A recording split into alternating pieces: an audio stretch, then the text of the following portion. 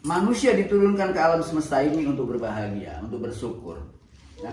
Salah kalau orang memahami ajaran murni agama itu dari Tuhan yang maha kejam. Manusia seolah-olah diciptakan hanya untuk mengikuti peraturannya. Kalau tidak mengikuti peraturannya disiksa dalam neraka. Kalau ini Tuhan kayaknya seenaknya sendiri. Nah, ini orang-orang ateis seringkali memahami agama seperti itu aja. Seolah-olah Tuhan itu maha kejam, bikin peraturan seenaknya sendiri. Kalau nggak patuh disiksa dalam neraka.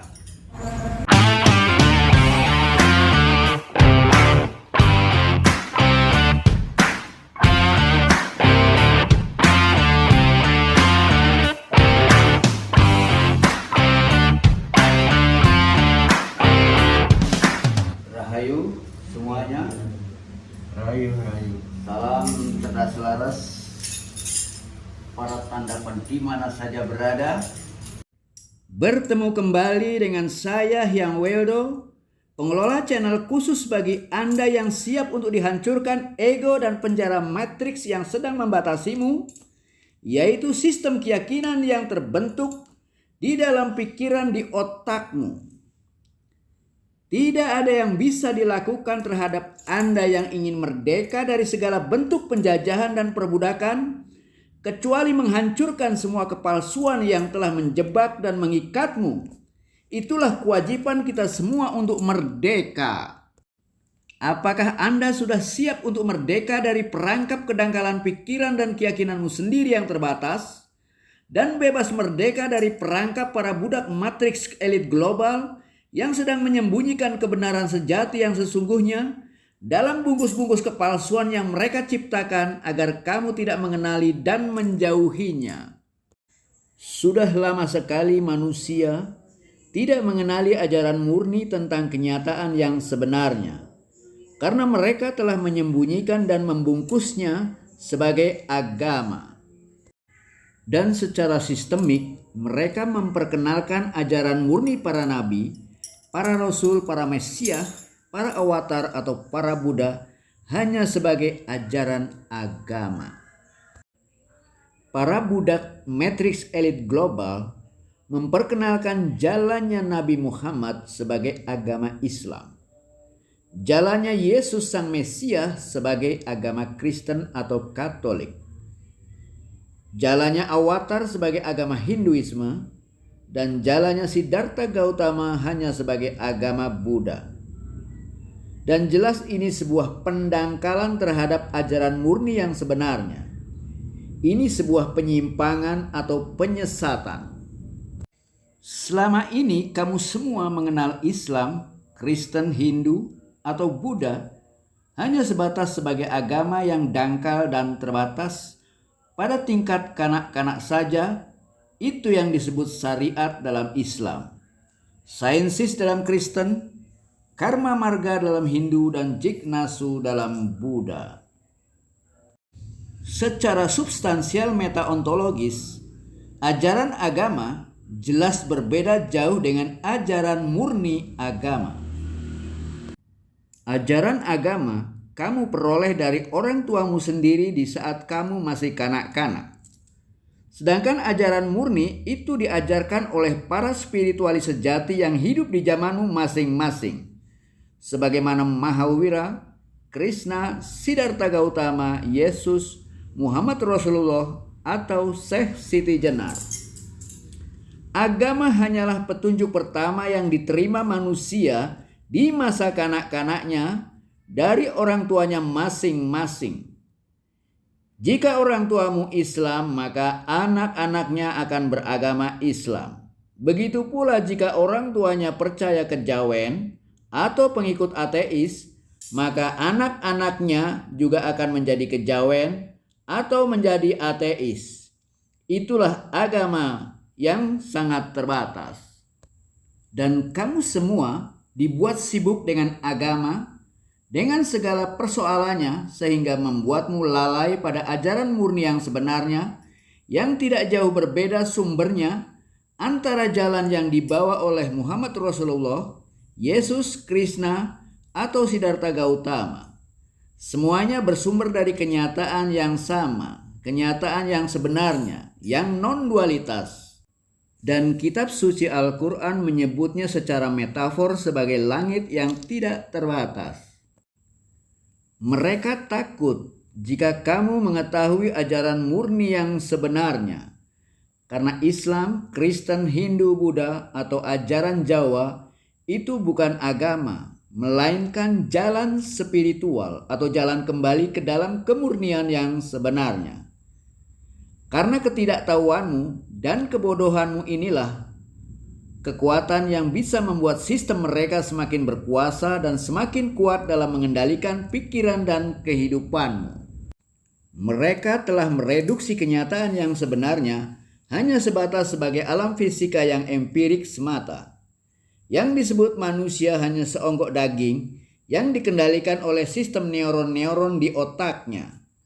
Manusia tidak punya jiwa atau pikiran, apalagi Tuhan atau kesadaran.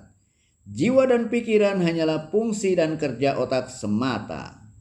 Mereka sedang menggelandangmu ke dalam kebodohan yang nyata. Dan dalam kesempatan yang baik ini, izinkan Yang Weldo mengingatkan kembali pada netizen untuk jangan lupa subscribe bagi mereka yang belum melakukannya. Dan bunyikan loncengnya agar selalu mendapatkan notifikasi setiap ada konten terbaru dari Yang Weldo TV. Klik like dan jangan lupa berikan kritik, saran dan komentar apa saja. Kemudian share channel Yang Weldo TV kepada sahabat-sahabat Anda yang terdekat. Dan dukung terus channel ini agar semakin baik dan berkembang sehingga semakin banyak yang tercerahkan. Bebas dan merdeka dari penjajahan dan perbudakan, baik secara mikropersonal dari pikiranmu sendiri maupun secara makrososial dari jebakan para budak matriks dalam lapisan sosial manapun. Dan dalam kesempatan yang baik ini, Yang ucapkan terima kasih sedalam-dalamnya kepada para tandavan dan para pecinta Yang Weldo TV yang setia ikut menjaga dan membesarkan channel ini agar lebih bermanfaat bagi siapapun yang membutuhkannya. Salam satu hati sahabat-sahabat tandavan di mana saja berada. Manusia diturunkan ke alam semesta ini untuk berbahagia, untuk bersyukur. Ya. Salah kalau orang memahami atau ajaran murni agama itu dari Tuhan yang maha kejam. Manusia seolah-olah diciptakan hanya untuk mengikuti peraturannya. Kalau tidak mengikuti peraturannya disiksa dalam neraka. Kalau ini Tuhan kayaknya seenaknya sendiri. Nah, ini orang-orang ateis seringkali memahami agama seperti itu aja. Seolah-olah Tuhan itu maha kejam, bikin peraturan seenaknya sendiri. Kalau nggak patuh disiksa dalam neraka. Itu kan baru katanya. Begitulah logikanya orang-orang ateis yang masih selevel kanak-kanak. Karena hanya mengandalkan telinga untuk mendapatkan pengetahuan. Tentunya pengetahuan konseptual yang dangkal dan terbatas. Yang hanya mengandalkan mata ragawi yang terbatas untuk melihat energi yang tidak kasat mata. Para penganut agama tentunya beranggapan orang-orang ateis sekelas Stephen Hawking, Richard Dawkins belum lengkap pengetahuannya. Bisa disebut orang-orang yang terganggu kondisi keyakinan dan jiwanya. Karena berambisi mengatakan energi itu tidak ada. Karena tidak bisa dilihat oleh matanya. Karena keangkuhan dan kefanatikan terhadap sistem keyakinannya yang ateistik. Sehingga menutup diri terhadap pengetahuan lain yang lebih tinggi. Seperti pengetahuan substansial metaontologis atau 5D. Pengetahuan yang memadai sesuai kebutuhan demi pertumbuhan dan perkembangan kesadarannya. Rahayu semuanya. Rahayu. Salam cerdas laras para tandapan di mana saja berada. Ya. Di pagi hari ini kita ada semacam pertemuan. Kenapa kita katakan pertemuan? Karena orang yang ada di sini kebetulan datang dari tempat yang cukup jauh. Ya, datang ke sini dalam rangka di bersilaturahim. Nah, mumpung kita bertemu, alangkah lebih baiknya kalau kita tukar menukar informasi, tukar menukar pengetahuan. Oke, gimana kabar semuanya? Baik-baik semuanya ya? Baik. Oke. Kemarin kita baru saja keluar kota. Sebetulnya kita ingin melakukan podcast di luar kota ya. Kemarin ke Trowulan tuh. Tapi ternyata di sana hujan ya kan? Sehingga kita nggak bisa podcast di udara terbuka. Oleh karena itu kita alihkan di sini. Monggo Pak Aziz atau Pak Takur, Bu Farni yang mau bertanya lebih dulu. Ya, ini mau mempertanyakan tentang informasi dan maupun yang dari agama orang-orang kebenaran yang kita saksikan bersama bahwa agama itu merasa sudah Agama atau orangnya? penganut Ya, agama. ya. Ya, agama, semua agama ini merasa benar sendiri gitu ya. Jadi itu padahal agama itu baru dari katanya mendengar informasi. Apakah itu yang disebut dogma? Bagaimana cara untuk bawa sampai tahu tentang kebenarannya? Maksudnya bagaimana kita tahu bahwa informasi yang disampaikan agama itu kebenarannya sampai di mana gitu ya? Bagaimana kita tahu kebenaran dari agama tertentu? Ya. Contohnya yakin, hanya apakah cukup yakin saja itu sudah benar? Oke. Jadi begini. Pertama mungkin yang perlu yang jelaskan dengan baik ya, antara agama ya dengan ajaran murni agama. Ini yang pertama yang harus yang jelaskan dengan baik. Beda pandangan ya, tentang agama. Makanya di awal ini yang ingin menjelaskan dulu tentang apa itu agama dan apa itu Kristen, Hindu, Buddha, Islam. Apakah Kristen, Hindu, Buddha, Islam itu agama atau bukan? Nah di sini, karena selama ini yang kita pahami, yang kebanyakan orang pahami, yang disebut Islam, Hindu, Kristen, Buddha itu seringkali disebut sebagai agama. Nah, di sini kita harus tahu dengan baik, ya. Maka yang jelaskan, ya. Ini mungkin sudah yang jelaskan berkali-kali, tapi karena tidak banyak orang yang mau mencermati dengan baik, karena merubah pola pandang orang banyak itu tidak gampang. Merubah pemahaman suatu bangsa, suatu golongan itu tidak gampang. Katakanlah dalam kelompok Islam, orang Muhammadiyah punya cara pandang sendiri, orang NU punya cara pandang sendiri tentang Islam. Belum sekte-sekte yang lain, mazhab-mazhab yang berbeda itu punya cara pandang sendiri. Dan merubah cara pandang mereka nggak bisa. Itu sudah menjadi keyakinan kolektif dari zaman ke zaman. Cara pandang ini kan merupakan cara berpikirnya, pola pikirnya, kehidupan. Jadi yang perlu tekankan di sini, agama. Nih sekali lagi, ini semacam disclaimer dari saya.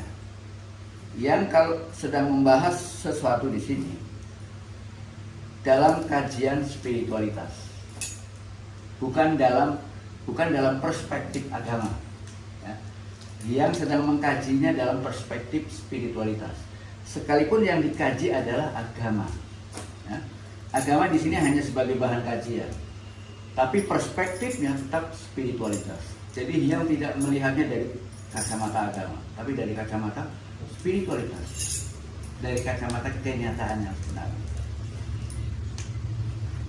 Nah jadi gini, yang disebut agama dalam perspektif spiritualitas adalah petunjuk pertama yang kita terima.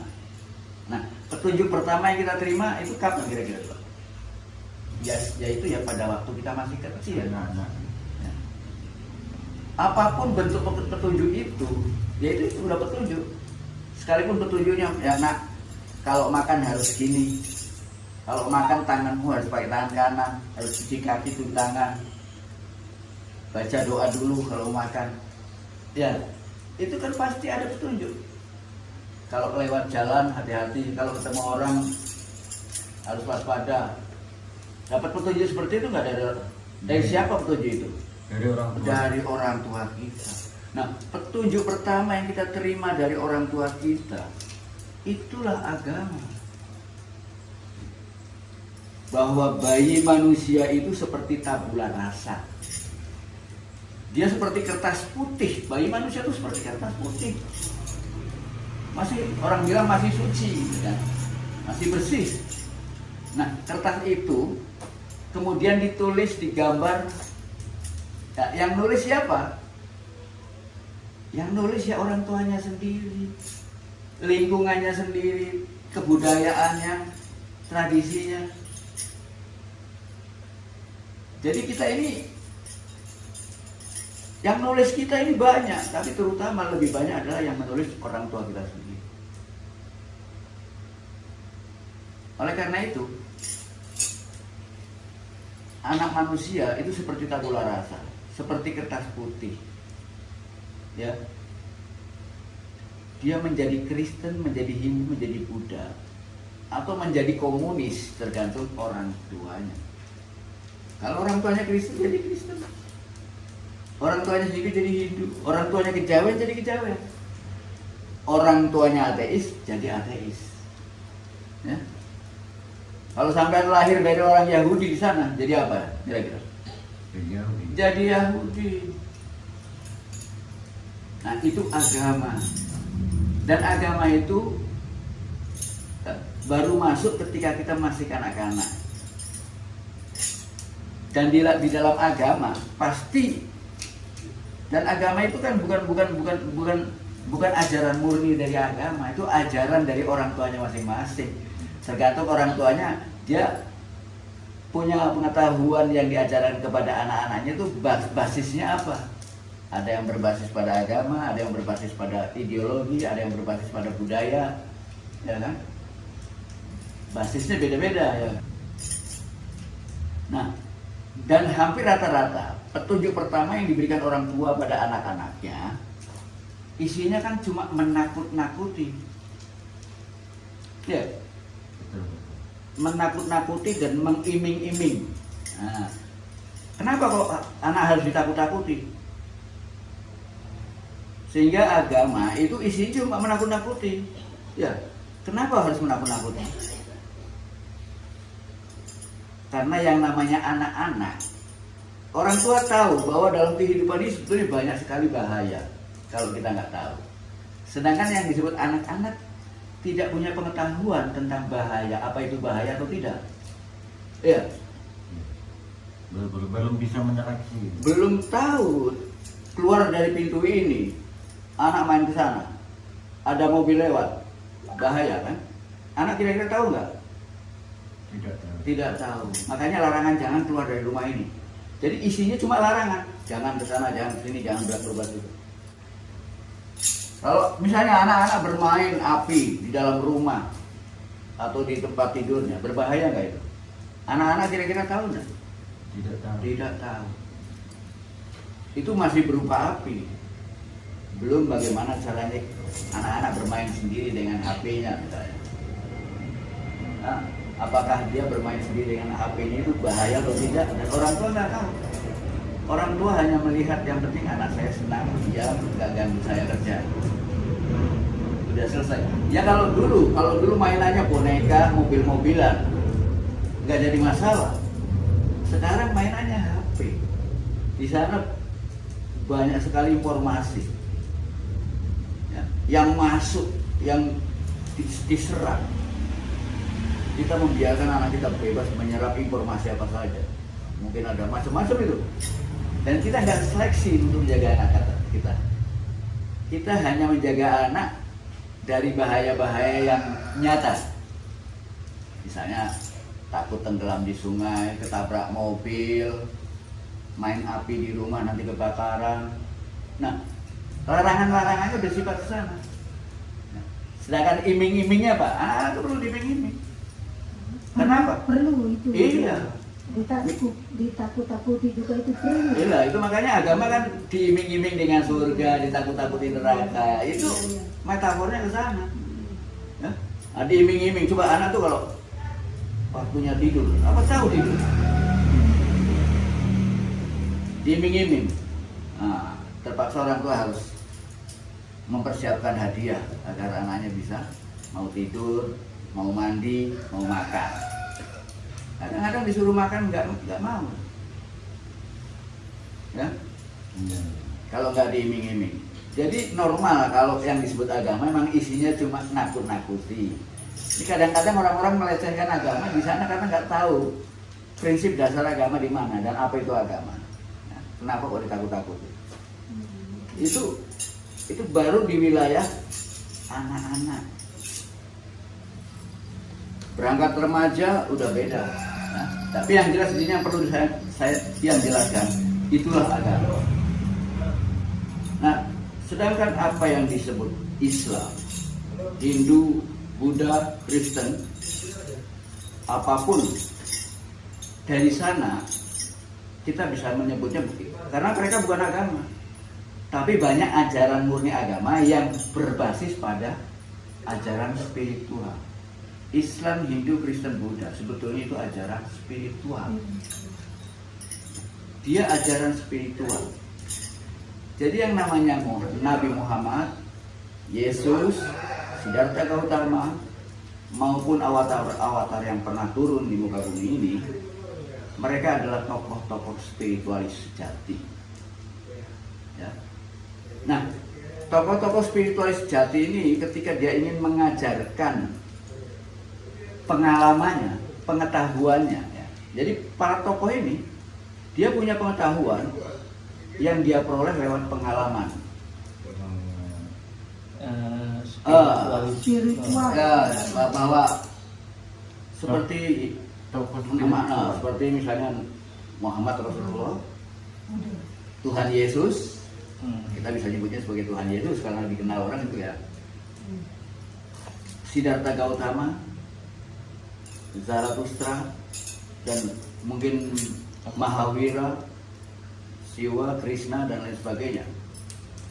Semuanya adalah tokoh-tokoh spiritualis sejati. Para tokoh spiritual ini memiliki pengetahuan yang bersumber dari kenyataan. Dan pengetahuan itu manakala ingin diberikan kepada orang, maka disesuaikan. Iya, karena yang disebut manusia ini, yang disebut manusia itu kan nggak satu. Tapi manusia yang banyak ini bisa dibagi menjadi 4 kelas menurut usia. Manusia ini kan ketika usianya berbeda, otomatis kepandaiannya berbeda, pengetahuannya berbeda, kecerdasannya berbeda. Kapasitas kecerdasan anak-anak dengan orang tua beda nggak? Beda. Pengetahuannya beda nggak? Ya, beda. Maka ada 4 kelas manusia ini. Nah, ketika mereka berbeda-beda kapasitas dan kecerdasannya, otomatis ketika kita ingin menjelaskan tentang kehidupan ini pada anak-anak, pada remaja, pada orang dewasa dan pada orang tua, jelas caranya berbeda-beda. Di sana ada 4 kelas. Makanya semua ajaran spiritualitas itu juga terbagi dalam 4 kelas. Kalau di Islam kita tahu apa yang disebut syariat, tarekat, hakikat, marifat. Di Hindu ada yang namanya apa?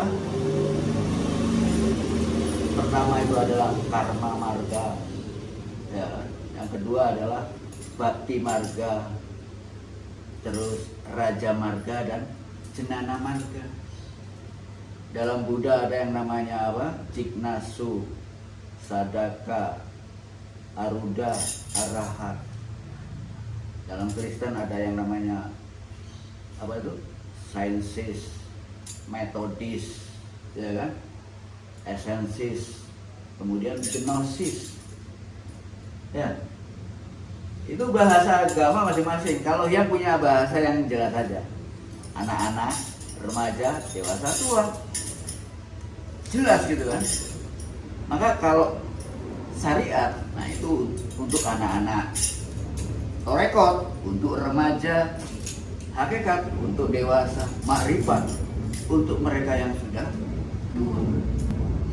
Nah, banyak orang yang secara biologi sudah tua, tapi keyakinan agamanya masih syariat. Kembali. Salah, bukan kembali, nggak ada perkembangan. Kalau masih kanak-kanak, mungkin masih di tingkat syariat, ya pelajarannya tentang syariat. Tapi itu penting juga ya. Oh iya, itu aturan hidup. Iya. Ya. Di tingkat awal kita hanya diberi pelajaran tentang aturan. Ya, aturan. Sampai kalau mau beli barang-barang, ya, beli TV, beli komputer, yang sampean baca pertama apa? Aturannya kan. Gimana caranya menggunakan barang ini agar awet? Karena kalau kita nggak tahu cara menggunakannya, barang ini bisa rusak. Ya kan harus dipelajari dulu tuh aturannya. Nah, ketika mempelajari aturan ini, itu namanya syariat. Maka syariat itu baru mempelajari aturan. Ya. Kalau sampai beli barang kan begitu. Beli sound system itu kan. Gimana nih caranya buka, caranya harus ini. Kan harus ada aturannya itu, gitu ya. Ya ini syariat di sini. Baru mempelajari aturan, baru mempelajari. Nah, ketika mempelajari aturan ini orang-orang sudah berbeda pendapat. Ininya dulu, setelah itu ininya. Akhirnya muncul mazhab-mazhab yang ini, ya itu udah beda pendapat ya ketika baca aturan ya. Nah, dan di tingkat syariat, semua yang kita lakukan masih bersifat peragaan. Tahu peragaan? Memperagakan. Ya, memperagakan. Gimana caranya nulis gambar ya? Ini enggak, kalau nulis gini nih. Gambar itu masih memperagakan. Begitu pula semua ritual yang kita lakukan di tingkat syariat itu masih memperagakan. Masih simulasi. Contoh misalnya kalau dalam Islam itu misalnya wudhu. Dalam semua agama juga punya cara sendiri-sendiri dalam mensucikan diri. Ada yang dengan air, ada yang dengan api, ada yang dengan macam-macam. Ya. Di Hindu ada yang dengan api. Ya, api dipakai untuk mensucikan. Ada yang dengan asap dupa, ada yang macam-macam. Ya. Tapi apa yang dilakukan orang di tingkat syariat baru simulasi. Misalnya contohnya ketika kita berwudu, semua yang dicuci adalah baru bersifat ragawi, fisika ya. Kita kalau wudu kan mencuci tangan, mencuci mulut, mencuci muka, mencuci kepala, mencuci telinga, mencuci kaki. Nah, padahal yang dimaksud bukan di sana. Itu hanya peragaannya. Sebetulnya bukan cuci tanganmu, tapi cucilah perbuatanmu. Bukan cuci kakimu, tapi cucilah perjalananmu. Bukan cuci mulutmu, tapi cucilah perkataanmu. Bukan cuci telingamu, tapi cucilah pendengaranmu. Sehingga kamu mampu mendengar mana yang baik untukmu dan mana yang tidak. Nah, dan orang seringkali hanya menekankan mencuci tubuhnya, tapi lupa mencuci perbuatannya.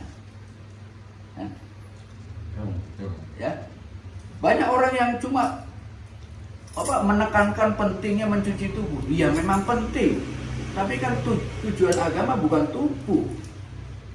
Kita bisa berwudu, mencuci tubuh, membersihkan tubuh ratusan kali, tapi perbuatan kita masih menyakiti orang lain, masih merugikan orang lain, bahkan mungkin bisa merusak dirinya. Berarti kita belum melakukan pencucian yang sebenarnya. Ini baru mencuci perbuatan. Kalau di tingkat pertama peragaan itu yang dicuci adalah tubuhnya. Ya. Yang kedua, bagaimana kita mencuci perbuatan kita. Nah, ada yang lebih penting dari perbuatan apa yang harus kita cuci? Apa ya? Apa itu ya? Perkataan. Bukan. Ada yang lebih penting adalah hati. Dua orang berbuat perbuatan yang sama, tapi dengan niatan yang berbeda. Yang satu berbuat baik memang betul-betul baik, yang satu berbuat baik karena ingin ada maksudnya, ada tujuannya. Mana yang lebih baik?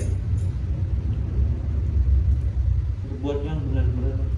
Oleh karena itu di sini yang harus kita cuci adalah hatinya, niatnya. Kamu berbuat baik niatnya apa? Sampai-sampai harus niatnya karena, kalau dalam Islam niatnya harus karena lillahi ta'ala. Kalau niatnya itu masih dari dirimu, mungkin didorong oleh egomu, oleh kepentinganmu. Setiap manusia punya niat pasti didorong oleh kepentingannya. Pasti ada keuntungan di baliknya. Ya kan? Orang tuh mau menjalankan sesuatu atau memberikan perintah sesuatu pasti ada kepentingan, ada keuntungan di balik semuanya. Ya, orang nggak mau sembahyang kalau nggak tahu apa untungnya sembahyang. Ya kan? Ya. Orang baru mau melakukan sembahyang, berdoa dan lain sebagainya setelah tahu apa untungnya. Dan itu pun juga masih berbasis pada keyakinan. Apakah dia benar-benar mendapatkan keuntungan? Iya, mendapatkan ketentraman misalnya. Tapi kan kebenaran agama tidak sebatas itu. Ya. Jadi ini persoalan di tingkat kelas-kelas ini juga bermacam-macam. Jadi di tingkat yang lebih tinggi sudah hatinya yang harus dicuci. Setelah hatinya, tujuannya. Kamu berbuat gini, niatnya ini, terus tujuannya apa? Tujuannya apa? Gitu. Kalau tujuannya untuk kepentingan sendiri, ya itu nggak penting. Tapi kalau tujuannya untuk kepentingan orang banyak, untuk kemaslahatan semua orang, nah di sini, ya. Jadi ada 4 itu. Pertama peragaan, kedua baru perbuatan, ketiga baru motivasinya, keempat adalah tujuan. Harus bersih semua tuh. Makanya 4 tingkat ini harus suci. Misalnya kita harus disuruh mencuci otak kita, ya harus bersih. Cara berpikirnya harus kita selektif menerima informasi, pengetahuan dan lain sebagainya, kan begitu. Ya. Nah, di wilayah kelas-kelas begini saja udah terjadi perbedaan-perbedaan. Ya, ketika kita belajar tentang Islam, tentang Hindu, tentang Buddha, Kristen, tergantung kita belajarnya di tingkat apa. Dan kita nggak bisa menghindari diri, kita pernah jadi anak-anak. Bagaimana kita belajar agama pada saat anak-anak dan bagaimana kita pada saat belajar agama di saat dewasa. Ada perbedaan. Ya. Nah, cuma orang-orang banyak yang tidak tahu perbedaan ini. Kadang-kadang menganggap sama. Dan kadang-kadang Islam, Hindu, Kristen hanya dipandang sebagai agama. Padahal Islam, Hindu, Kristen bukan agama. Kalau kita menganggap Islam, Hindu, Kristen sebagai agama, itu sama dengan merendahkannya.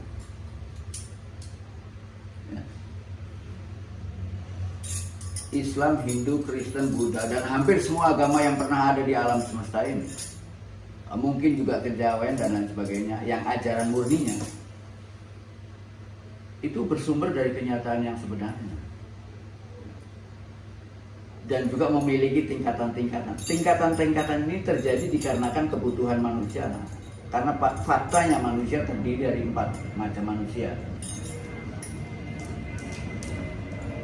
Nah, di sini penjelasan tentang apa itu agama dengan apa itu yang disebut Islam, Hindu, Kristen.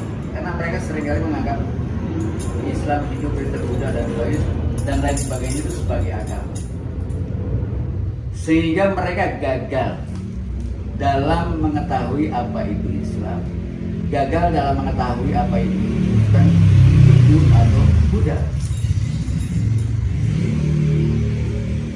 Dan orang juga gagal untuk mengetahui, karena kebanyakan orang menilai Islam, Hindu, Buddha, Kristen bukan dari ajaran murninya, tapi dari perilaku para penganutnya. Kita akan menyebutkan Islam itu agama radikal, agama yang kenapa begitu? Ya, buktinya pada pelakunya. Ada yang bikin bom bunuh diri, ada yang gampang ngamuk, merusak, menyesatkan orang. Kalau ada orang punya paham yang beda, diusir dari kampungnya.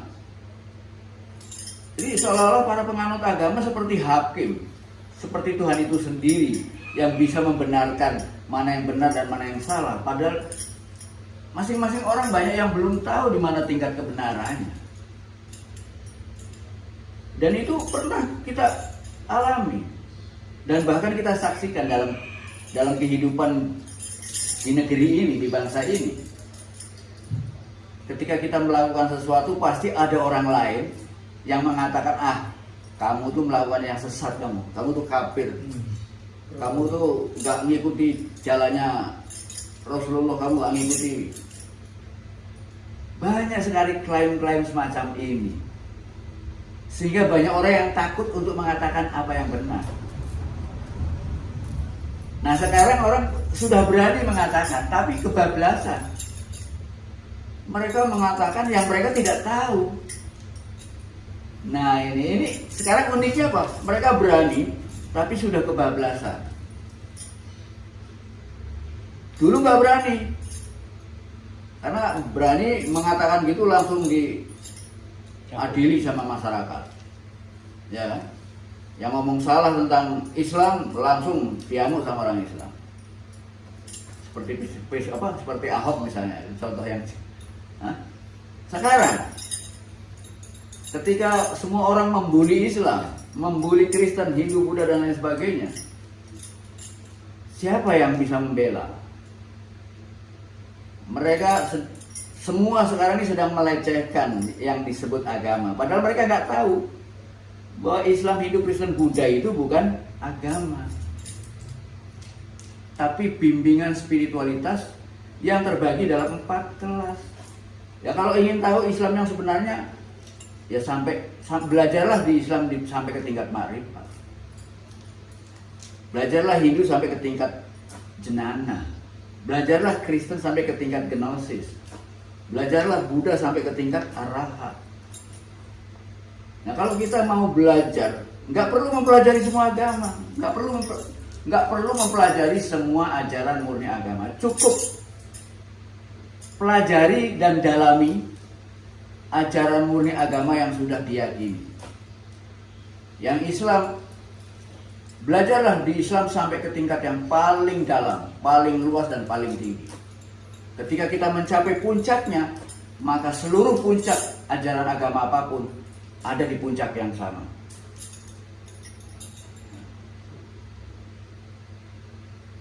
Kalau semua orang, kadang-kadang ada orang yang ingin supaya dianggap tahu semuanya. Seperti orang bilang, yang Wildo ini kok sepertinya tahu semua agama. Apa semuanya dipelajari? Ngapain belajar semua agama? Lalu kalau kita punya banyak agama untuk apa? Wong agama itu hanya jalan. Sampai punya mobil banyak.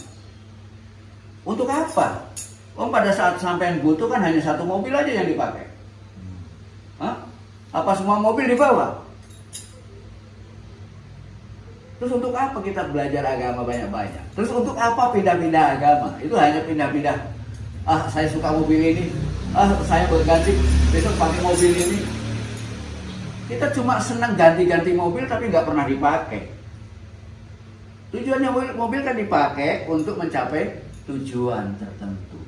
Kok mobil diganti-ganti? Orang-orang sama dengan saya mau pindah agama ke Kristen kayaknya lebih benar. Saya mau pindah ke Hindu, kayaknya agama Hindu lebih adem. Tapi cuma ganti-ganti mobil saja. Tapi mobilnya nggak pernah dinaiki dan nggak pernah diarahkan ke tujuan yang kita inginkan. Itu namanya dia hanya senang pamer mobil. Hah? Cerita banyak tentang mobil, tapi nggak pernah tak dinaiki.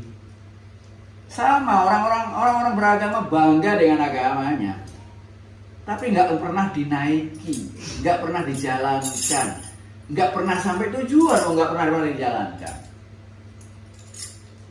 Makanya ketika orang-orang yang nggak ngerti agama, orang-orang yang benci dengan agama, yang anti agama, mereka menjadi anti agama, menjadi benci agama karena melihat kelakuannya para penganut agama, kelakuannya yang sok suci, sok benar sendiri. Harusnya kalau kita ini paham dengan ajaran murni, buktikanlah kebenaran ajaran murni itu bukan lewat kata-kata, tapi lewat perbuatan, lewat tindak laku. Lewat kata-kata ya harus lewat kata-kata yang lembah manah, ramah tamah, sopan santun. Bukan banyak ceramah, bukan banyak cerita. Nggak apa-apa kita berceramah dan lain sebagainya kalau dibutuhkan. Kalau ada orang butuh, ya kita boleh memberikan pencerahan. Kalau nggak dibutuhkan, ngapain? Ya, ngasih duit sama orang yang nggak butuh ngapain? Ngasih pencerahan pada orang yang buta, pada orang yang tuli ngapain? Ya. Jadi jelas,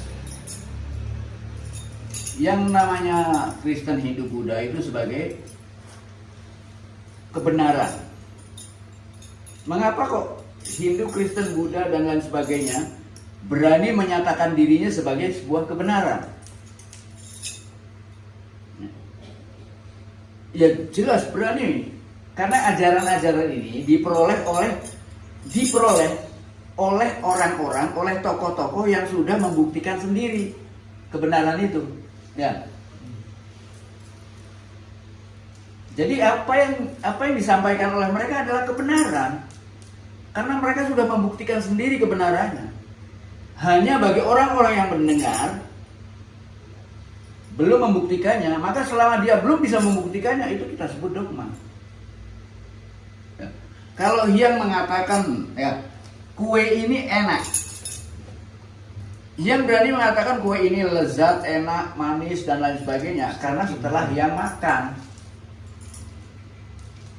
Jadi perkataan yang benar berdasarkan bukti-bukti yang sudah dia lakukan sendiri.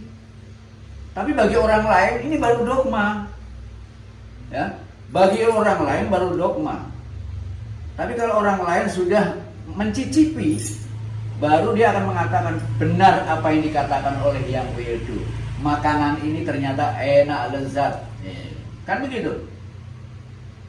Nah, spiritualitas adalah jalan bagi orang-orang untuk membuktikan, bukan hanya meyakini bukan hanya meyakini kebenaran yang disampaikan oleh para rasul, para Buddha, para avatar, bukan hanya sebatas keyakinan yang paling dangkal. Ya harus dicicipi, ya dirasakan. Ibarat itu obat, ikuti aturannya, diminum. Setelah diminum efeknya bagaimana? Penyakitnya hilang atau tidak, kan itu. Jadi ada berapa langkah itu? Baca aturannya itu berarti syariat. Diminum, nah diminum itu berarti korektor. Setelah itu tunggu rasanya, akibatnya sembuh atau tidak. Nah itu baru manfaat. Ya. Jadi 4 langkah ini harus dilalui. Masa orang seumur hidupnya hanya belajar syariat saja, membaca aturan-aturan toh di pelajaran. Akhirnya apa? Bertengkar satu dengan yang lain gara-gara mempelajari aturan.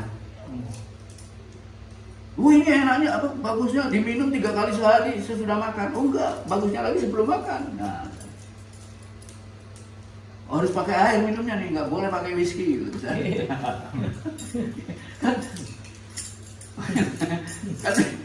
Nah itu mazhab-mazhab itu. Sehingga yang mazhab ini mengatakan minumnya harus pakai air sirih misalnya, yang satu harus pakai air putih, yang satu pakai air macam-macam lah ya. Nah, karena banyak yang ikuti akhirnya menjadi mazhab. Padahal itu dulunya hanya jadi 1-2 orang saja. Kemudian banyak pengikutnya, ini jadi mazhab, jadi sekte. Gitu. Padahal yang bikin mazhab dia nggak menyadari kalau ternyata di kemudian hari jadi mazhab diikuti oleh orang banyak pendapatnya. Padahal yang punya mazhab ini bilang jangan ikuti pendapatku, itu baru pendapatku. Ya, jadi kebenaran itu untuk membuktikannya ada 4 langkah, gitu kan? Dan yang harus paham dengan apa itu kebenaran dan apa itu kenyataan. Kalau semua ajaran murni berani menyebut dirinya sebagai kebenaran,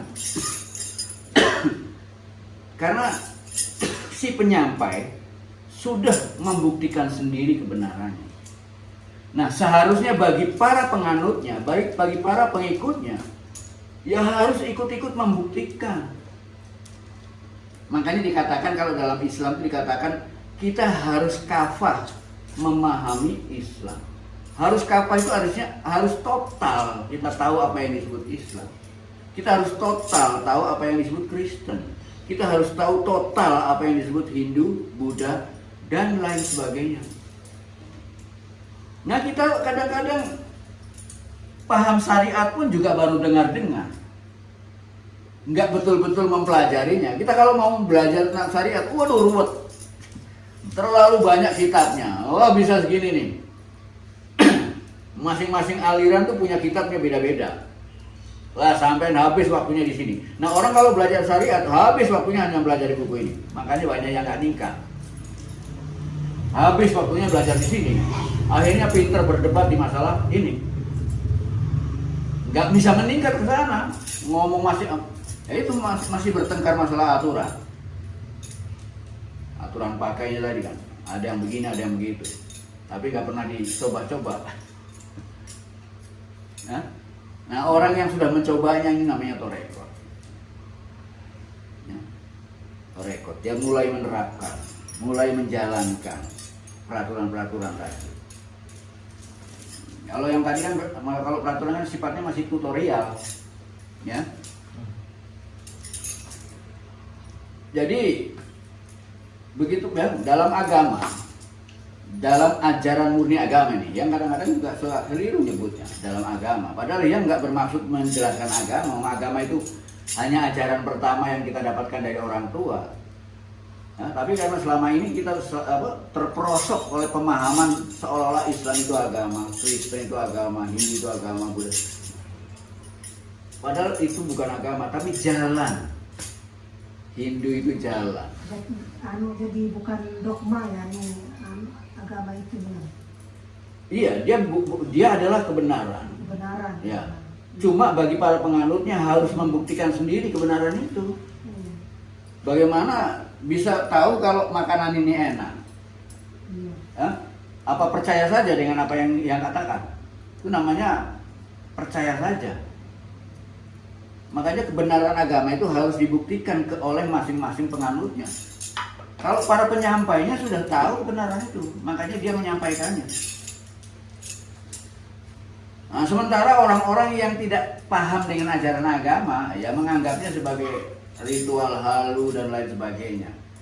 Ya kita maklumi mereka orang-orang yang terbatas pengetahuannya, yang hanya mengandalkan pikiran saja. Dan dia menilai agama bukan dari ajaran murninya tadi, tapi dari pemahaman para penganutnya yang masih mentah dan dangkal. Gagal dalam memahami ajaran murni agama yang sebenarnya. Ajaran murni, ya. Bukan ajaran agama ya. Ajaran agama itu orang tua kita sendiri yang ngajarin. Ya. Bisa dibedakan ya di sini ya. Bisa dibedakan nih. Yang ingin menempatkan apa itu agama dan apa itu ajaran murni agama. Yang ingin menempatkan apa itu Islam, Hindu, Kristen, Buddha. Sehingga orang tidak salah paham. Kita ini seringkali diprovokasi dan seringkali kita dikasih dogma sama orang-orang. Islam itu agama. Kristen, Hindu, Buddha itu agama. Itu dogma. Siapa yang ngasih dogma itu? Masyarakat. Masyarakat kita, bukan ajaran murni. Ajaran murni nggak pernah mengatakan dirinya sebagai agama. Budaya, politik yang mengatakan Islam itu agama, Hindu agama, Kristen agama. Kalau kita ingin tahu Islam itu agama atau bukan, cari informasinya dalam kitab sucinya. Cari informasinya dalam kitab sucinya masing-masing agama. Tapi itu pun masih bersifat pernyataan-pernyataan. Semua kitab suci, ya, semua pengetahuan yang kita baca, isinya kan cuma pernyataan-pernyataan. Ya. Bagi yang menyampaikan, pernyataan-pernyataan itu memang dihadirkan dari kenyataan yang dialami sendiri. Tapi bagi kita, bagi orang lain yang mengikuti, yang membaca, pernyataan itu hanya tetap pernyataan. Kebenarannya kita belum bisa membuktikan. Ya? Kalau ada pernyataan api itu panas, nah, itu kan baru pernyataan. Nah, untuk membenarkan, oh pernyataan ini benar, ya pernah pegang api belum? Nah, kalau kita sudah pegang bahwa api itu panas, oh ternyata pernyataan itu benar. Nah, kitab suci semua mengatakan Tuhan itu ada. Itu sebuah kebenaran, tapi bagaimana membuktikannya? Ya jelas ada caranya. Makanya ada 4 langkah tadi kan? Ada caranya. Caranya pertama, pelajari dulu aturannya. Kedua, cari sampai ketemu alamatnya di mana gitu. Kalau di sana dibicara tentang Tuhan. Kalau Tuhan dinyatakan ada, ya kita harus sampai bertemu. Paling tidak ketemu rumahnya, paling tidak tahu alamatnya. Sementara orang-orang baru tahu ceritanya, tahu namanya. Ya kan? Baru tahu namanya kan? Alamatnya belum tahu. Kalau alamatnya sudah tahu, baru dicari alamatnya. Ya, kalau sudah dicari ketemu rumahnya. Bisa ketemu rumahnya udah bagus. Nah, setelah ketemu rumahnya, baru temui sang penghuni rumahnya. Begitu pula Tuhan pun punya rumah. Nah, nih kata-kata rumah ini jangan kalau orang-orang yang pola pikirnya pendek, masa Tuhan punya rumah? Nah, ini bukan perkataan biasa. Istilah. Ini hanya metafor saja. Ya. Hanya metafor saja. Kue ini aja punya rumah loh, ada rumahnya. Sebab apa kalau nggak ada rumahnya, ini bisa kotor ini. Gitu. Ya. Nih, ini kue juga ada rumahnya. Nah ini yang kelihatan ini bisa disebut kita sebut rumah. Yang nampak itu baru rumahnya. Nah itu. Karena yang tidak nampak apanya? Isinya. Apa isinya? Isinya ya vitamin. Ya kan? Keto nggak vitamin nih? Nggak keto. Vitaminnya opo?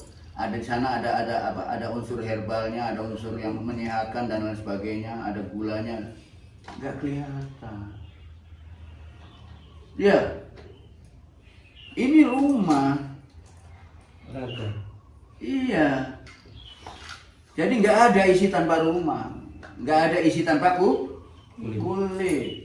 Duren ada kulitnya. Kita tahu duren karena kulitnya. Tapi ada kulit yang sama, belum tentu isinya sama. Ini ada 2 duren nih. Kita mungkin sulit bedakan. Gimana caranya tahu mana duren yang benar? Bagaimana? Ya dibelah. Ya. Kita bisa bikin duren dari apa? Dari kayu ya kan, dari patung, dicat dari plastik ya kan, persis duren. Nah sampai orang nggak bisa bedakan mana yang duren yang asli sama yang tidak. Ya untuk mengetahui ya harus dibelah. Kalau kita ingin tahu kebenaran ajaran agama, ini ya orang-orang paham Islam kok macam-macam. Ada yang Islam begini, Islam begitu, Kristen begini, Kristen begitu, Hindu begini, Hindu begitu. Mana yang benar? Nah, ibarat duren, ya dibelah. Dibuka, isinya bagaimana? Isinya benar-benar duren atau hanya sekedar kayu?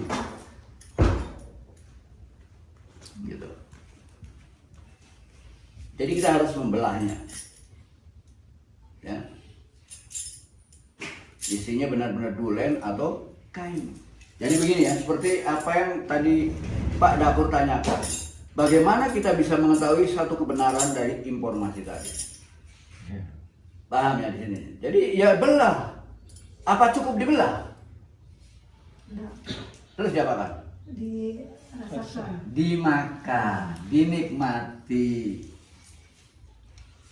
Kalau masih dibelah itu masih hakikat itu. Sudah melihat ya. Oh iya, aku lihat saya dengan mataku. Baru dilihat. Nah kalau baru melihat begini itu baru ilmu pengetahuan sains. Karena sains itu masih menjaga jarak dengan objek. Sehingga sains mengatakan ilmunya adalah objektif. Artinya objektif, dia nggak pernah menyentuh objeknya. Ngerti nggak? Makanya saya menyebut dirinya sebagai ilmu objektif. Sebab kalau kita sudah menyentuh, itu namanya subjektif. Tapi subjektif di sini bukan subjektif personal.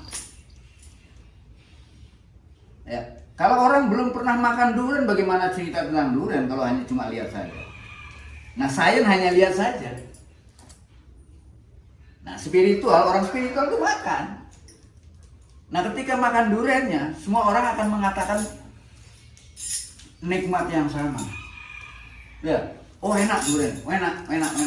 Nah, pernyataan yang diucapkan oleh orang banyak ini namanya bukan subjektif, tapi lintas subjektif.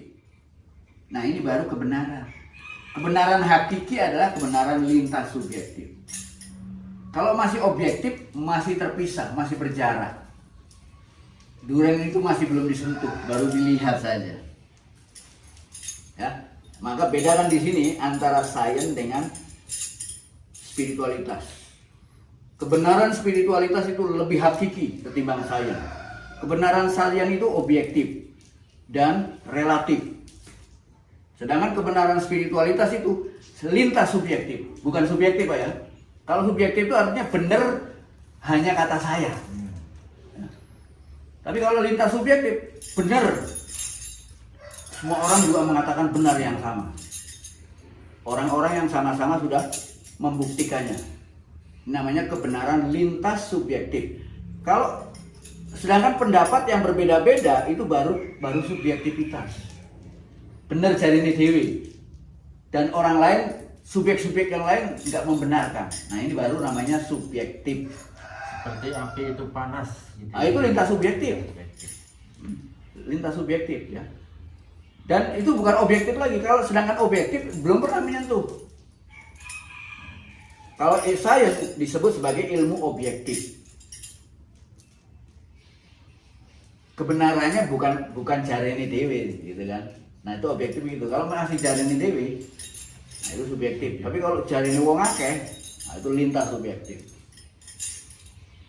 Tapi sekalipun jarinya orang banyak bukan karena jari-jari, tapi orang banyak ini mengalami sendiri.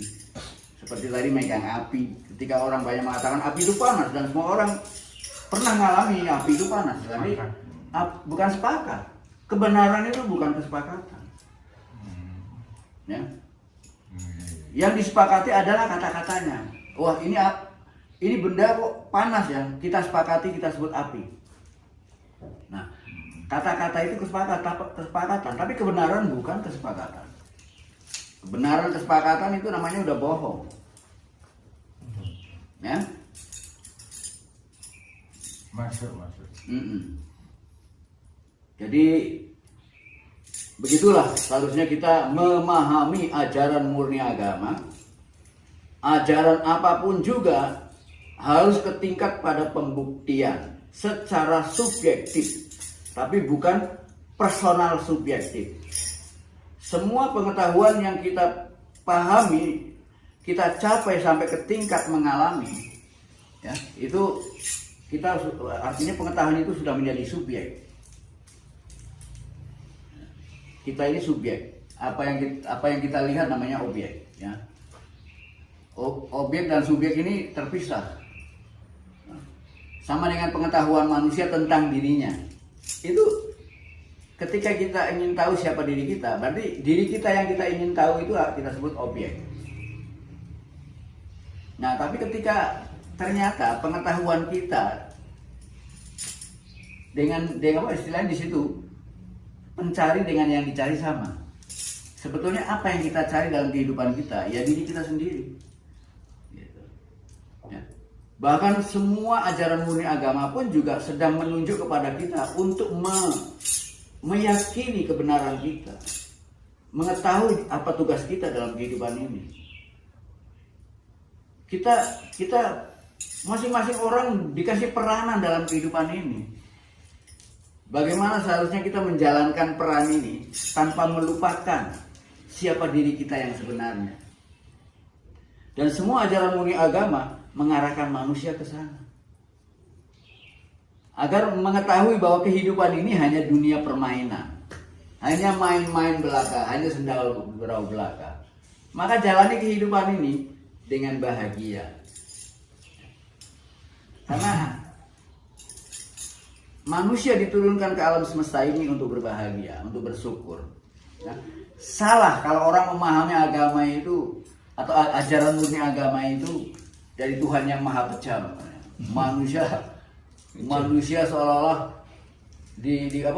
diciptakan hanya untuk mengikuti peraturannya. Kalau tidak mengikuti peraturannya disiksa dalam neraka. Kalau ini Tuhan kayaknya seenaknya sendiri. Nah, ini orang-orang ateis seringkali memahami agama seperti itu aja.